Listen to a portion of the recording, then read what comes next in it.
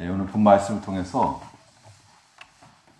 믿음의 위력이라는 제목으로 하나님 말씀 증거하겠습니다. 어떤 상대를 압도할 만큼의 강력한 힘을 가지고 있을 때 그 힘을 가리켜서 우리가 위력이라고 이렇게 말합니다. 실제로 실력 행사를 하지 않았어도 그 사람에게서부터 어떠한 힘이 있어 보인다. 그러면 거기에 두려움이 있을 수 있다는 겁니다.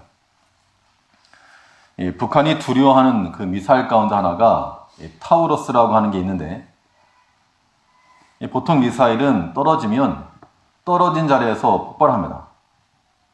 근데 이 타우러스는 지하를 뚫고 들어갑니다. 땅속까지 파고 들어가서 터지기 때문에 이 북한에 있는 그 지하 벙커 시설까지 다 폭발할 가능성이 있어서 그걸 가장 두려워한다고 합니다. 또 2차 세계대전을 종결시켰던 원자폭탄이라고 하는 것도 팡 터지는 순간 수많은 사람들을 상해하고 또 많은 건물들을 삼킨 겁니다. 자, 그런 것들은 무너뜨리고 또 쓰러지게 하는 그러한 힘, 그 위력을 지녔기 때문에 많은 사람을 죽게 만들었는데, 근데 위력이라고 하는 것이 꼭 죽이고 쓰러뜨리는 것만 있는 게 아니고 반대로 살리는 위력도 있다는 것을 우리가 알아야 됩니다. 방사능에 노출이 되면 사람이 위험을 당하지만 그 반대로 치료를 받기 위해서 적외선을 쓴다든지 좋은 것을 받게 되면 거기에서부터 오히려 좋아지는 게 있다는 겁니다. 우리는 살리는 위력 앞에 노출돼야 됩니다.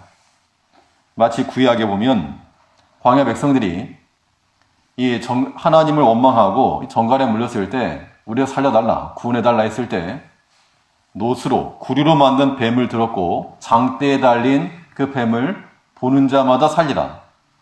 그래서 그 말을 믿었던 사람들 가운데 실제로 나와서 쳐다본 자들은 구원을 얻었고, 그게 말이 되는가?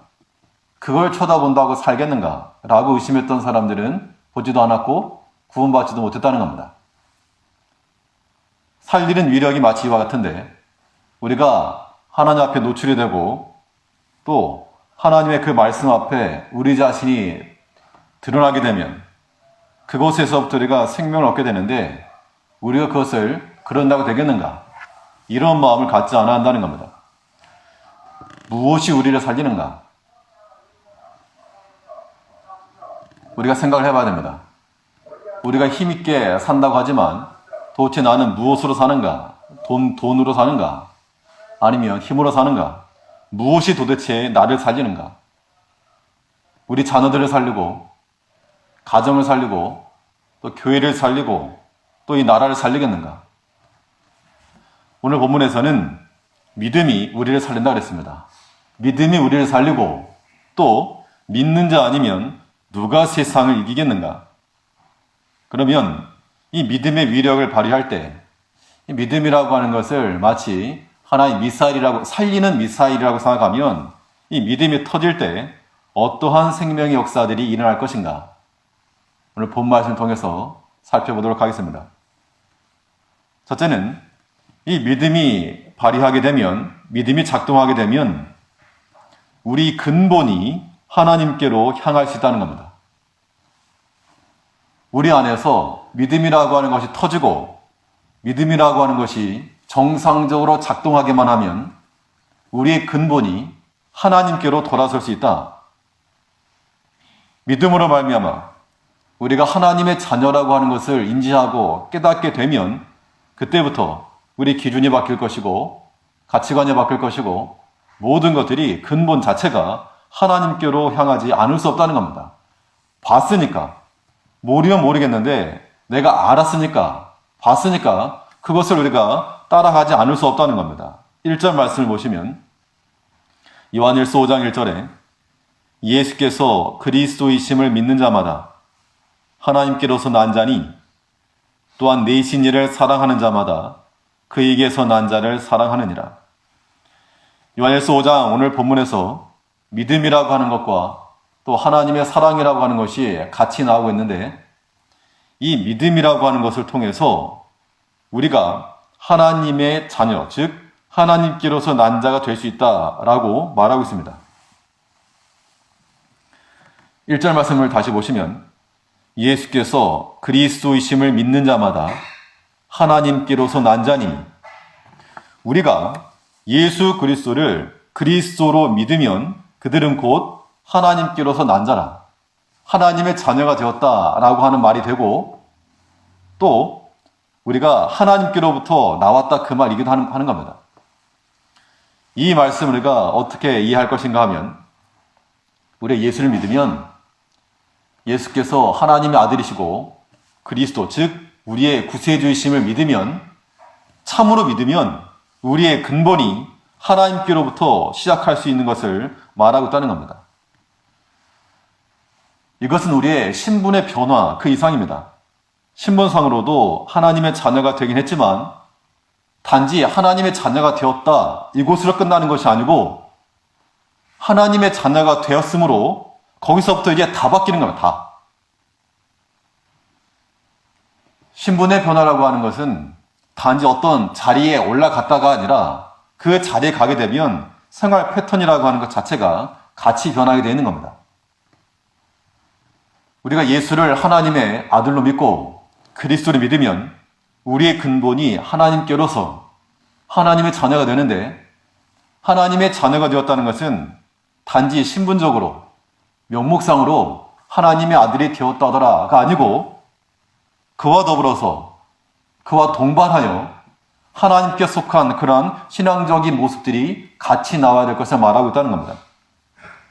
우리가 하나님의 자녀인데 이것을 깨달았는데, 여기 계신 분들 중에서 내가 하나님의 자녀다라고 하는 것을 부정하거나 아니다라고 말씀하시는 분들은 안 계실 겁니다. 다 자칭 우리가 하나님의 자녀다라고 말하는데 우리의 행실이 과연 그러한가? 나는 믿음으로 말미암아 하나님의 백성, 하나님의 자녀가 되었는데 그 신분에 맞게끔 우리의 모든 생활 패턴도 같이 따라오는가? 이걸 생각해야 한다는 겁니다. 내가 하나님의 자녀라고 말하면서도 여전히 세속적인 것에 근본을 두고, 우리가 세상에 속한 것을 보지 않을 수 없고 듣지 않을 수 없고 따라가지 않을 수는 없는데, 이게 절제가 안 되고 이게 컨트롤이 안 되고 제한이 안 되고 거기에 빠져가는 것은, 이거는 마치 이 근본 자체가 잘못된 것과 똑같은 겁니다. 어리석은 거.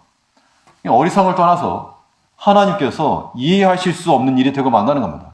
아니 왜 봤으면서도 이걸 그대로 하는가? 하나님의 자녀가 되었다라고 말하면서도 왜 여전히 세속적인 것이, 세상의 가치관이, 세상에 있는 것들이 더 좋아 보이고 그거 그렇게 목매하는가? 이해가 안 된다는 겁니다. 마치 무엇과 같은가 하면, 음식을 드실 때 맛있는 음식을 드시면 기분이 좋죠. 그런데 이 음식 안에 이물질이 들어있다는 겁니다. 내가 모를 때는 맛있게 먹었는데 보는 순간 그게 맛있겠습니까? 맛이 없죠. 없는 걸 떠나서 이제 먹은 것 자체가 이제 토해내고 싶은 그런 심정일 수 있다는 겁니다. 예전에 몇 년 전쯤에 이 가족들과 함께 부모님 모시고 식사를 하러 갔는데 음식이 잘 나왔습니다. 잘 나왔고 메인 요리보다도 김치가 참 맛있게 무슨 백김치처럼 포기에 쌓아지고 참 맛있더라고요. 그래서 맛있어서 하나 더 시키고 좀 더 주세요. 먹다 보는데 제 눈에 뭐가 띄었는가 하면 벌레가 늘어졌어요. 벌레가. 그 빨간 양념 속에 이게 고기인 듯 아닌 듯 딱 봐도 이거 벌레입니다. 그 순간 제가 벌레다 라고 말하면 같이 먹던 사람들 다 소리 지르고 난리 났을 겁니다. 근데 그게 작지가 않았어요. 이 송충이도 아니고 크기가 꽤 컸는데 한 2cm 정도. 제가 보는 순간 제가 들고 밖으로 나왔습니다. 밖으로 나와가지고 종업을 불렀어요. 딱 보여주면 이게 뭐냐 도대체. 그랬더니 그걸 본 그 사람이 당황해가지고 그냥 보는 순간 손으로 집어서 버려버렸습니다. 이거 사진을 일단 찍어놓고 얘기를 했어야 되는데, 보는 순간 저는 봤으니까 그 먹으라고 주면 저는 절대 안 먹죠. 근데 못 본 사람들, 애 엄마도 그렇게 맛있게 잘 먹었습니다.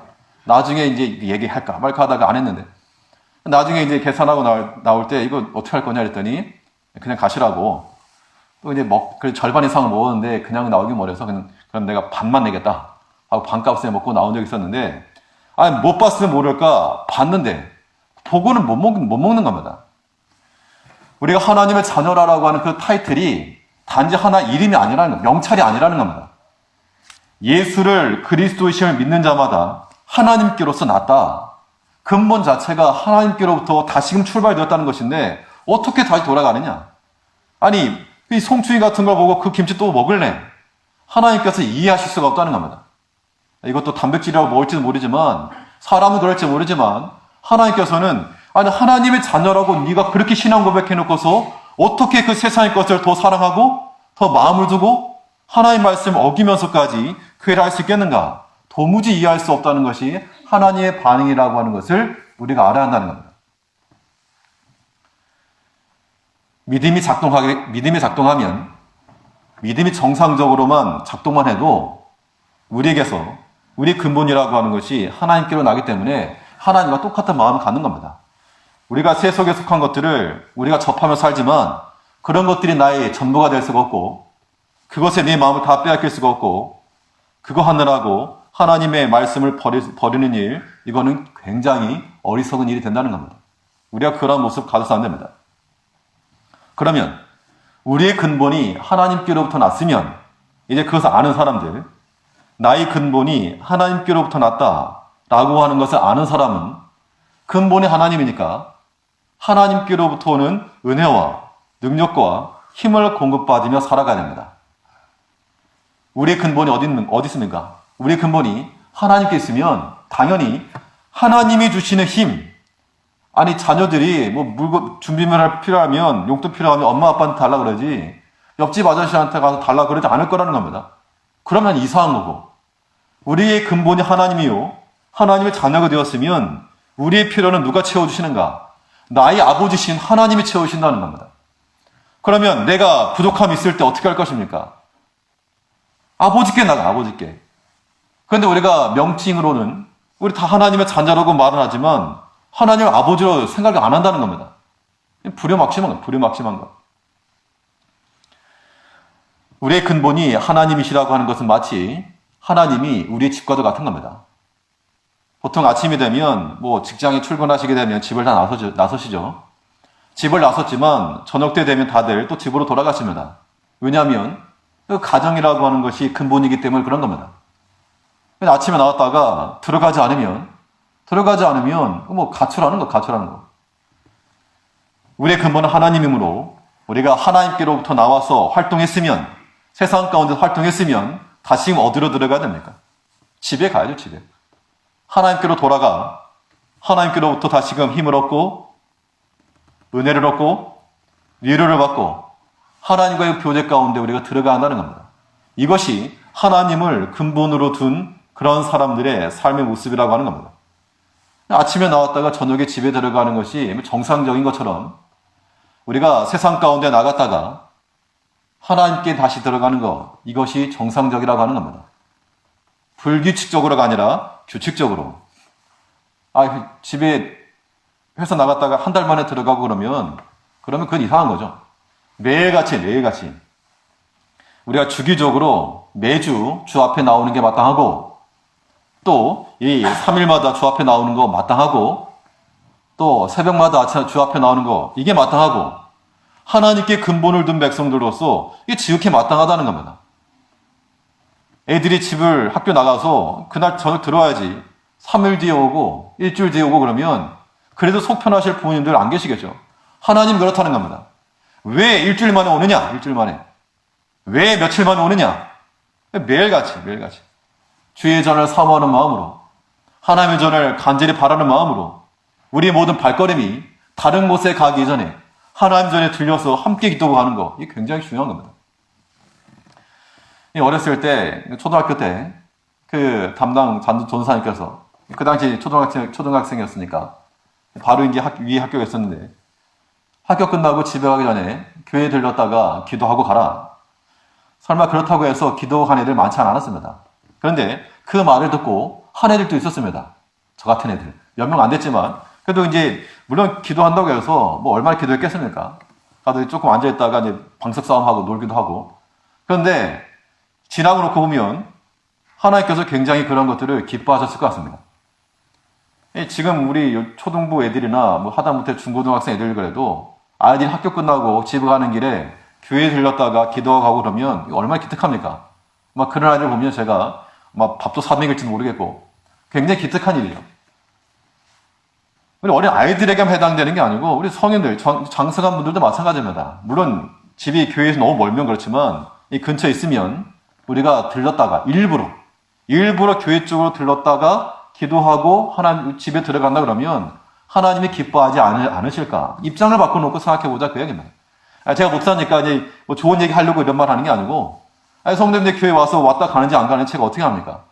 그러나 우리의 마음이, 우리의 근본이 하나님께 속해 있으면 하나님께 가까이 나아가는 것이 지극히 정상적이라고 하는 겁니다. 시간적인 텀을 너무 많이 두지 말고 가까이 그 텀을 짧게 하는 것이 더욱 지극히 합당한 겁니다. 부모님들이 자녀를 사랑하시죠?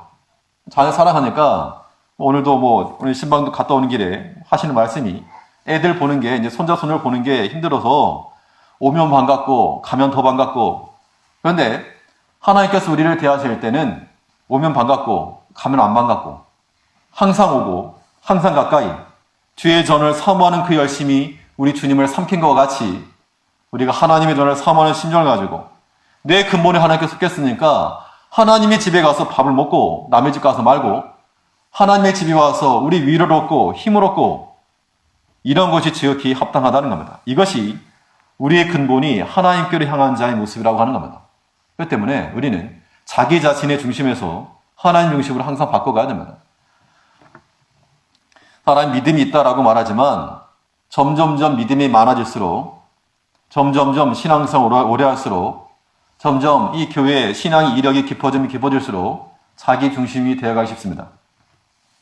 왜냐하면 내가 오래 했으니까 내가 그동안 쭉 해왔으니까 그동안 그래 왔으니까 그런 것이 하나의 자기 자랑이 되고 자기 중심이 될 수 있다는 겁니다. 그것 우리가 경계해야 됩니다. 우리는 어디까지나 하나님 중심이 되어서 하나님의 근본 위에 우리 자신을 세워나가야 됩니다. 내가 무엇을 추구하는가? 내가 무엇을 그렇게 위하는가? 그것이 만일 나를 위한 것이라면 우리가 교회 생활, 신앙생활 하더라도 나를 위해 사는 것이라면 그건 내려놔야 됩니다. 봉사하는 것도 나를 위해 사는 거 아니고 주를 위해서 사랑하는 성도들을 섬기는 마음으로 교회를 위해 사는 것, 이것이 정상적인 것이지 이걸 통해서 내가 무슨 유익을 얻겠다? 그건 옳지 않다는 겁니다. 믿음이 정상적으로 작동하게 되면 우리 근본이 하나님께로 난다는 겁니다. 1절 말씀 다시 보시면 예수께서 그리스도이심을 믿는 자마다 하나님께로서 난 자니 또한 내 신이를 사랑하는 자마다 그에게서 난 자를 사랑하시느니라. 내 신이를 사랑하는 자마다 이 말은 아버지를 사랑하는 자마다 이 그리스도를 내시니가 하나님 아버지시니까 아버지를 사랑하는 자마다 그에게서 난 자, 즉 예수를 사랑한다 그 이야기입니다. 예수를 그리스도로 믿는 자는 하나님께로부터 났고 근본이 하나님께 있으므로 하나님 아버지를 사랑하고 또 하나님께서 보내신 우리 주 예수를 사랑한다는 겁니다. 이러한 근본, 우리 근본이 하나님께로 향할 수 있도록 언제나 하나님의 위에서 하나님의 집에서부터 하나님의 말씀에서부터 시작할 수 있는 우리가 되어야 될 줄 압니다. 둘째로 우리의 믿음이 위력을 발휘할 때, 이 믿음이 터질 때 어떠한 생명의 역사들이 또 일어나겠는가? 믿음이 정상적으로 작동하게 되면 우리에게서 주의 계명이 실행될 수 있다는 겁니다. 하나님의 말씀, 즉 그 계명을 순종한다는 것 언제 가능한가? 우리에게서 믿음이 작동할 때 가능하다 그 이야기입니다. 이 말씀 순종이라고 하는 거, 이 말씀 지키라 그랬는데 우리 2절 말씀 보시면 우리가 하나님을 사랑하고 그의 계명들을 지킬 때에 이로써 우리가 하나님의 자녀 사랑하는 줄을 아느니라. 3절 말씀에서는 하나님을 사랑하는 것은 이것이니 우리가 그의 계명들을 지키는 것이라. 하나님의 말씀을 지킨다 그럴 때 이미지적으로 어떤 생각을 갖기 쉬운가 하면 저는 그런 마음을 가졌습니다. 하나님의 말씀을 지켜야지, 계명을 지켜야지. 그 마음을 가질 때 마치 내가 성곽을 지키는 장수와 같이 갑옷을 입고 한 손에 칼을 빼들고 하나님 말씀이 내 옆에 있고 누구라도 오면 내가 이걸 쳐서 이걸 내가 지키겠다. 이런 이미지를 가지고 있었는데 그러다 보면 하나님 말씀을 지키는 것에 있어서 중심이 누군가 하면 납니다. 내가 지킨 내가. 하나님 말씀이 중요한 게 아니고 내가 지킨다 그럽니다. 하나님 말씀이 나를 지키는 게 아니고 내가 하나님 말씀을 지키는 꼴이 돼버리고 만다는 겁니다. 물론 우리가 그 말씀을 지킨다라고 하는 것이 그러한 의미를 갖는 것도 사실이지만 말씀 순종하는 것을 어떻게 이해하셔야 되는가 하면 하나님 말씀 순종하는 것은 마치 심부름하는 것 같습니다. 말씀 순종하는 것이 무엇과 같다고요? 심부름하는 것 똑같습니다. 부모가 자녀에게 무엇인가를 심부름을 시키면 그 아이가 행하죠. 아이가 행할 때 그 자녀가 무엇 행했지만 행한 것이 자기 자신이 뭘 한 게 아니고 부모가 시킨 거 한 겁니다. 즉 자기가 뭘 했지만 부모의 뜻과 의도가 실행된 겁니다. 우리가 하나님 말씀을 지킨다는 것은 마치 이와 같은 겁니다. 하나님께서 우리에게 이 말씀 저기다 갖다 놔라. 우리가 심부름 시키는 심부름. 원수를 사랑하라. 그 말씀을 가지고 그 말씀 저 형제에게 좀 갖다 놔라. 이게 하나님의 말씀 지키는 거지. 내가 뭔가 칼을 빼들고 내가 지키겠으면 이게 아니라는 겁니다. 그때 우리가 주의 계명을 지킨다 할 때, 하나님의 말씀을 지킨다 할 때 가장 중요한 것은 하나님의 말씀이 나를 먼저 사로잡아야 한다는 겁니다. 저도 이제 자녀가 있다 보니까 아이들에게 이제 어떤 이야기도 하고 또 심부름을 시킵니다.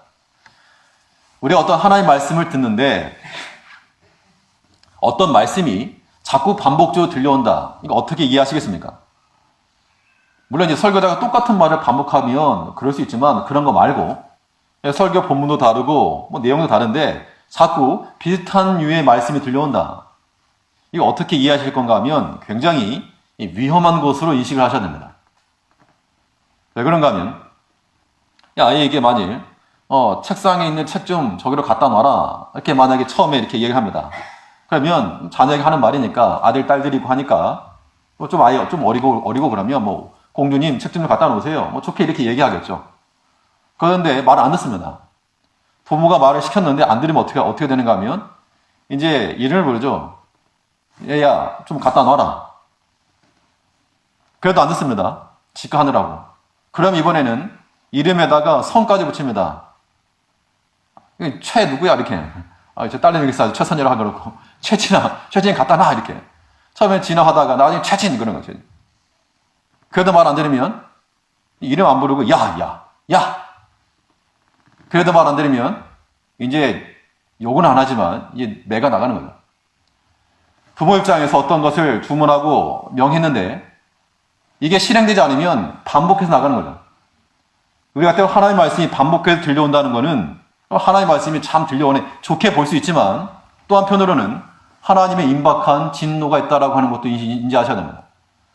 만일 내가 어떤 물질적인 면에 있어서 양심에 좀 바르지 못했는데 자꾸 그런 말씀이 들려온다. 어떤 분들은 목사가 어떻게 알고 나들이라고 했을까? 그렇게 아시겠지만 좀 어떻게 하겠습니까? 그냥 하는 말인데 그렇게 들린다는 겁니다. 그러면 어떻게 하셔야 됩니까? 하나님께서 말씀하신 줄 알고 잘못된 것이 있으면 고치고 회개하고 바르게 돌려놔야 됩니다. 그렇지 않으면 계속 그런 말씀 들린다는 겁니다. 계속해서. 그런 이의 말을 들리다 보면 싫은 거죠. 그러다가 하나님이 심판받는 겁니다. 형제 사랑하라고 하는 말씀 자꾸 들리면 뭐 나들이라고 하는 소린가? 어느 한 개인이 들으라고 하는 말 하지 않습니다. 전체적으로 하는 말이지. 근데 그런 말이 자꾸 들린다는 것은 하나님께서 내게 명하신 겁니다. 그 말, 형제를 사랑하라고 하는 그 말, 그거 좀 갖다 놔라. 근데 안 하니까 하나님께서 계속해서 말씀하신다는 겁니다. 어떤 형태의 말씀이든지 우리가 어떤 기도 생활하라, 기도하라, 계속 기도하라는 것이 들리고 부담되면 하나님께서 명령한 기도하는 거 그거 어디 갖다 놔라. 이 사람의 자리에다가 기도하는 거 갖다 놔라. 안 듣는다는 겁니다. 하나님께 점점 공주님 하십시오. 이름 불러가면서 성 불러가면서 그 다음 야, 그 다음 매. 이러한 루트가 생기지 아니하도록 우리가 하나님의 말씀이 들리면 반드시 그 말씀을 순종하는 겁니다.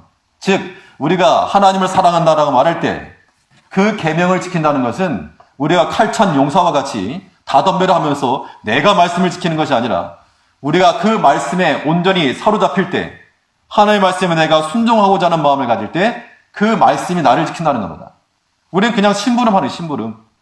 하나님께서 명하신 거, 하나님께서 명하신 대로 주를 위해서 봉사를 했으니까 봉사하는 것이고, 또 힘써 때를 얻든지 못 얻든지 전도하라 그랬으니까 전도하는 것이고, 형제를 사랑하라 했으니까 사랑하는 것이고, 또 양심을 바로 써라 했으니까 바로 쓰는 것이고, 우리가 그 명령을 순종한다라고 하는 거, 지킨다라고 하는 거, 그냥 심부름한다라고 생각하셔야 됩니다. 심부름 잘하면 부모로부터 칭찬이 있는 것처럼 하나님께로부터 칭찬이 있을 것이요, 지지리도 말을 안 들으면 그러다 그냥 매맞는 겁니다. 그러한 불상사가 우리 가운데 있지 않아야 됩니다. 그럼 우리가 주의 계명을 지킨다 그럴 때 이것이 우리에게 무거운 짐이 되어서 안 되고 가벼운 짐이 되어야 됩니다. 그런데 오늘 본문에 보니까 하나님을 사랑하는 건 계명을 지키는 건데 그 어려운 게 아니다, 이렇게 말하고 있습니다. 우리 3절 말씀 보니까 하나님을 사랑하는 것은 이것이니 우리가 그의 계명들을 지키는 것이라. 그의 계명들은 무거운 것이 아니로다. 어떻게 이게 무겁지 않습니까? 뭐 물질 생활하는 거, 11조 하는 거 어떻게 무겁지 않으며, 기도 생활하는 거 어찌 무겁지 않으며, 봉사하는 거 어찌 무겁지 않으며, 사랑하는 것이 어찌 무겁지 아니하며, 왜 이게 무겁지 않은가? 그러니까 무겁게 하니까 무거운 겁니다. 그 돌을 좀 들어 올려라 그랬을 때 그냥 내가 두 손으로 들려고 하니까 무거운 거지, 어디 가가지고 지게차 하나 불러다가 풀으면 그냥 손가락 하나로 충분히 가능한 거죠. 우리가 하나님의 말씀을 순종할 때도 마찬가지입니다. 우리가 하나님의 말씀을 지키는 것이지만 이걸 내 힘으로 하려고 하니까 그게 굉장히 어려운 겁니다. 그런데 약속의 말씀대로 하나님을 사랑하는 것은 이것이니 우리가 그의 계명들을 지키는 것이라. 그의 계명들은 무거운 것이 아니라 그랬습니다. 무거운 것이 아니니까 어떻게 할 수 있다는 겁니까? 충분히 들 수 있다 그 얘기인데, 그러면 무겁지 않고 가볍게 이걸 들어야 한다. 그 계명을 지킬 때 가볍게 말씀을 지켜야 된다 그 얘기인데, 그 계명이 가벼우려면 어떻게 하면 되겠는가? 말씀 있는 그대로 주를 사랑하는 겁니다. 하나님을 사랑할 때 하나님께로부터 오는 그 계명이 무거운 것이 아니고 가벼운 겁니다. 사랑의 경험이 다들 있으실 거니까 사랑하는 자들을 위해서는 하는 것이 아깝지 않고 무겁지 않고, 이 부모, 이 할아버지 할머니들이 손자 손녀 보게 되면 아이고 허리야 아이고 다리야 그러지만 그 아이들 다 이제 안고 업고 다니십니다. 뭐 보통 아이들이 한 10kg만 돼도, 그러면 10kg만 돼도 굉장히 무거운 거죠. 쌀 20kg짜리 절반인데 그거 하루 종일 들고 다니라 그러면 그냥 버리고 말 건데, 애들은 안 버리죠. 왜냐하면 사랑하니까. 미워하거나 사랑하는 내 자식이고 내 손자 손녀니까 안 버리고 그냥 들고 다닌다는 겁니다. 사랑하면 아깝지 않고 아프지 않고 무겁지 않다는 겁니다. 우리가 주 앞에서 힘을 다해서 봉사하고 또 그 말씀을 지키고 전도하고 사랑하고 이런 것들이 우리에게 무겁지 않으려면 하나님 사랑할 때 가능하다는 겁니다. 하나님을 사랑하는 마음으로 행하기 때문에 그 절대 무겁지가 않은 것이죠. 그런데 만일 주를 사랑하는 마음을 얻고 의무만 있게 되면 그건 굉장히 불행한 것이고 슬픈 겁니다. 집에서 부모님들이, 어머니가 가정 일하시다가 식사 시간 되어서 아이들에게 밥을 해서 이제 주면, 살이 3끼를 먹든 4끼를 먹건 아무튼 주면, 어머니 사랑하는 마음으로 만들어서 주면 이게 좋은 거죠. 그런데 만약 어머니가 내가 엄마 된 도리를 다한다, 엄마로서의 의무는 내가 다하겠다, 밥을 만들어 내가 식탁에 놨으니까 먹어, 이래버리면 먹겠습니까? 사실 안 먹고 말지. 의무를 행하는데 사랑이 마음이 없으면 그거는 참 슬픈 겁니다. 우리가 저는 목회에서 목사로서 목회를 한다고 하지만 하나님을 사랑하는 마음 없이 이 목회한다 그러면 이것처럼 슬픈 일 없을 것이고, 우리 직분자들로서 장로님들이나 권사님들, 집사님들, 우리가 주일을 한다 할 때 하나님을 사랑하는 마음 없이 의무적으로 내가 직분자니까 한다, 안 하면 사람들이 뭘 할 것 같으니까 한다, 이러면 얼마나 슬픈 일입니까? 우리가 주의 계명을 지킬 때 이것을 가볍게 지고 나아가려면 하나님을 사랑할 때, 하나님을 사랑하는 마음을 가지고 나갈 때 무겁지 않다는 겁니다. 우리 3절 말씀 한번 같이 읽어보시죠. 3절 말씀 같이 읽습니다. 시작. 하나님을 사랑하는 것은 이것이니 우리가 그의 계명들을 지키는 것이라. 그의 계명들은 무거운 것이 아니로다. 내가 지키는 것에 중점이 있는 것이 아니고 하나님을 사랑하는 것에 중점이 있다는 겁니다. 내가 하나님을 사랑하면 그 하나님의 말씀이 귀하고 아름다운 겁니다. 누가 시켜서가 아니라 자원해서 자발적으로 하는 겁니다. 이것이 풍성하게 일어날 때 그 공동체가 아름다운 공동체가 되는 겁니다. 또 하나님을 사랑할 때 주의 계명이 우리에게 쉽게 들려질 수가 있고, 또 하나는 예수님께서 보여주신 예인데, 주의 멍에를 메고, 주의 멍에를 맨다는 얘기는 주께서 맡기신 사명을 잘 감당하고 나아갈 때, 그때 이 주의 계명을 무겁지 않고 쉽게 들 수 있다는 겁니다. 마태복음 11장에 보면 내 멍에는 쉽고 내 짐은 가벼움이라. 너희는 내게 와서, 그러니까 예수님께서 하신 말씀이 수고하고 무거운 짐진 자들아 다 내게로 와라. 내가 너희 짐 다 들어주마. 이렇게 말씀하신 게 아니고, 수고하고 무거운 짐진 자들아 다 내게로 와라. 그리고 내게 뭐하라? 내게 배우라. 내 멍에는 쉽고 나는 마음이 온유하고 겸손하니 내 멍에를 메고 배우라 그랬습니다.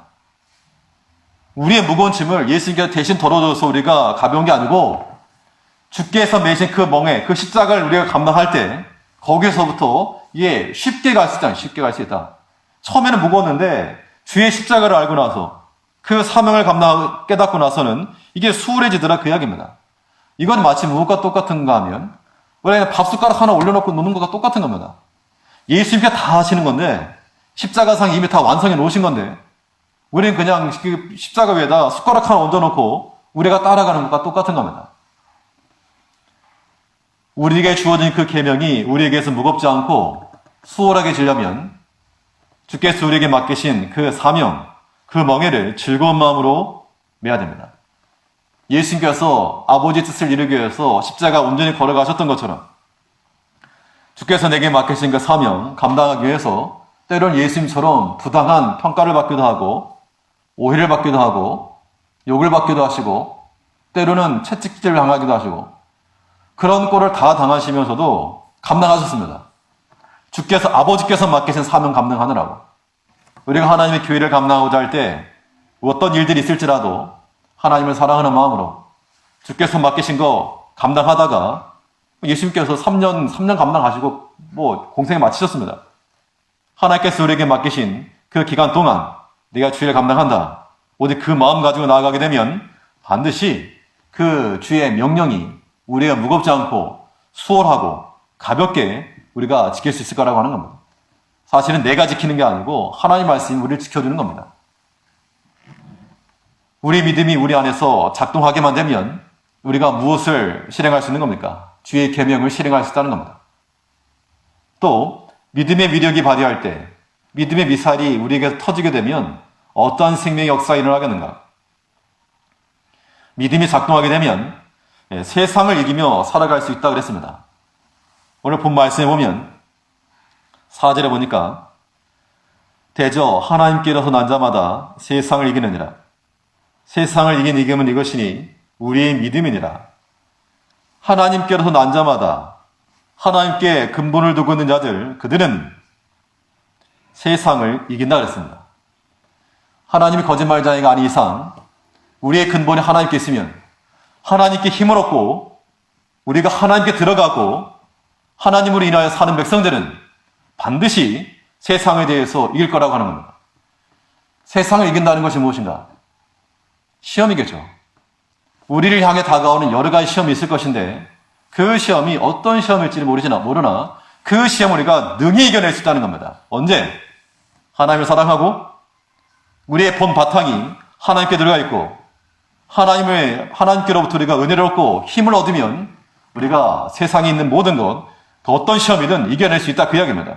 이것이 하나님께 근본을 둔 백성들이 갖는 그러한 근원적인 힘이요 능력이라고 하는 겁니다. 믿음만 쓰면 반드시 이게 됐다고 주께서 약속하셨는데 문제는 믿음을 써야 할 자리에서 인본주의를 쓰고 믿음을 써야 될 자리에서 이기주의를 발동하기 때문에 번번 실패한다는 겁니다. 하나님께서 우리에게 말씀을 주면서 이 말씀 순종해라 했는데 나한테 유익이 없을 것 같으니까 그냥 슬쩍 뒤로 빼는 겁니다. 이 말씀 순종해라 했는데 내가 피곤하니까 이가 슬쩍 뒤로 제끼는 겁니다. 그런 자기중심적인 것, 인본주의적인 것, 이기주의적인 것, 이런 것 때문에 우리가 실패하는 것이지 하나님의 말씀이 절대 실패하지 않습니다. 우리가 믿음만 쓰면 반드시 이긴다 그랬습니다. 믿음을 쓰는 백성들이 이기지 않으면 누가 이기겠는가? 이게 오늘 본문의 이 결론처럼 주어진 말씀입니다. 5절 말씀 보니까 예수께서 하나님의 아들이심을 믿는 자가 아니면 세상을 이기는 자가 누구뇨? 예수가 하나님의 아들이심을 믿는 자 아니면 도대체 누가 이기겠는가? 믿음 아니면 무엇을 가지고 세상을 이기겠는가? 그 이야기입니다. 물질로 세상을 이길까? 권세로 세상을 이길까? 인맥으로 세상을 이길까? 내 경험으로 세상을 이길까? 아니라는 겁니다. 오직 무엇으로? 오직 믿음으로. 근데 여기서 말하는 믿음도 내 믿음을 말하는 게 아닙니다. 내가 가지고 있는 그 나의 그 탁월한 믿음, 그걸 말하는 게 아니고, 이 오늘 본문에서 말하는 믿음은 어떤 믿음인가 하면 예수께서 하나님의 아들이심을 믿는 그 믿음이라고 하는 겁니다. 내가 주를 위해서 열심히 봉사하고 내가 주를 위해 열심히 11조를 하고 이런 나의 믿음 말고 예수가 하나님의 아들이라고 하는 것을 믿는 그 믿음만이 우리를 하여금 세상을 이긴다는, 거기에 다 들었다 그 얘기입니다. 거기에. 예수께서 하나님의 아들이심을 믿기 때문에 그걸 믿는 자들이 하나님의 본질에 속한 것이요, 예수께서 하나님의 아들이심을 믿는 자들은 하나님께 내가 나아가 주로부터 우리가 힘을 받을 거기 때문에, 즉 우리가 믿음으로 세상을 이긴다는 것은 내가 가지고 있는 대단한 믿음이 아니라 하나님의 힘으로 이긴다 그 이야기입니다. 세상을 어떻게 이길 것인가? 믿음으로 이긴 믿음으로. 그 믿음은 내 믿음이 아니라 물론 나의 믿음을 통한 하나님의 힘입니다. 나에게서 하나님의 힘이 나와야 됩니다. 그것은 곧 우리에게 승리를 약속하는 하나님의 영원 불멸한 말씀을 될 거라고 하는 겁니다. 우리가 오늘 하루 살아가면서도 여러 가지 일들을 당하셨을 줄 압니다. 여러 가지 시험을 당하고 여러 말을 듣고 여러 사건들이 있고, 그런 것들이 있을 때 우리가 전혀 개의치 않고 그런 것들이 나에게서 아무것도 조금도 아무런 문제가 되지 않고 우리가 능히 이겨낼 수 있다는 것은 우리가 하나님의 아들을 믿는 믿음, 우리 믿음이 있을 때 이게 가능하다는 겁니다. 그런데 우리 이게서 믿음이 약해져 버리면, 하나님 우리 안에 충만히 거하지 않으시면 사람의 말이 크게 들리게 돼 있고, 또 사람의 일이 내가 너무 신경 쓰게 돼 있고, 그것 때문에 하나님을 생각할 겨를조차 없다는 겁니다. 그런 불행한 인생을 살아가는 우리가 되어서는 안 될 겁니다. 예수 권세가 나에게 임하여 하나님의 힘으로 세상을 이길 수 있는 그런 우리가 되어야 한다는 겁니다. 우리에게는 세상을 이기는 믿음이 있습니다. 하나님의 힘. 우리 믿음을 통하여 딱 하나만 믿으면 되는 겁니다. 예수는, 우리가 믿는 예수는 하나님의 아들이요, 그 믿음을 통해 우리가 하나님의 자녀가 되어 하나님 아버지라고 두고 있으니까, 우리 아버지가 돈이 많으면 나는 돈으로는 염려하지 않을 거라는 겁니다.